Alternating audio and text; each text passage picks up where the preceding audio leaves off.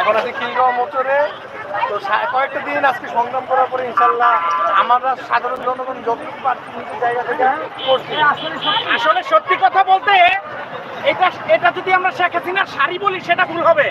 শেখ হাসিনার শাড়ি না, এই দীর্ঘ 15-16 বছর যাবত এই নব্য স্বৈরাচার দেশের মানুষকে যে জ্বালাতন করেছে, যেই জুলুম নির্যাতন করেছে, সেই জুলুম নির্যাতনের চিত্র কি হয় সেটার একটা প্রতিচ্ছবি মাত্র। শেখ হাসিনার শাড়িটাকে তাকে ল্যাংটে করে দেশ থেকে বিদায় করে তার এই শাড়ির টুকরাকে আমরা ছিনিয়ে এনেছি সেই গণভবন থেকে। এই শাড়ির টুকরো মানে কি? এই শাড়ির টুকরো মানে এটা শুধু শাড়ির টুকরো না, শেখ হাসিনা এই নব্য স্বৈরাচারকে বাংলাদেশ থেকে ল্যাংটে করে বিতাড়িত করেছি। এইটাই তার চিত্র, এটাই তার প্রমাণ। পরবর্তী প্রজন্মকে আমি দেখিয়ে দিব, আমার করে নিয়ে সংরক্ষণ করবো, পরবর্তী প্রজন্মকে চলে যাবে।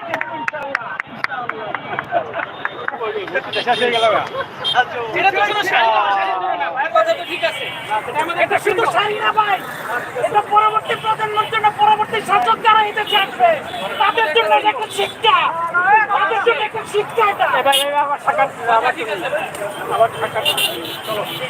ভাই অনেক টায়ার, ভাই অনেক টায়ার, আবার কেমন চলো।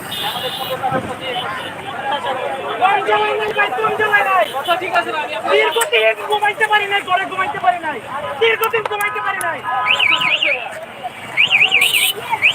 এখন পাইবে মাত্র একজনের লিফট দিছি, পায়ে গুলি খাইছে, মাত্র একজনের লিফট দিছি, এই 18 তারিখে গুলি খাইছে। শান্তি ভোগ করবেন। এখন অনেকে বাড়িতে উল্লাস করতে, অনেকে বাড়িতে উল্লাস করতে পারবেন, অসুবিধা নেই। ওই যাও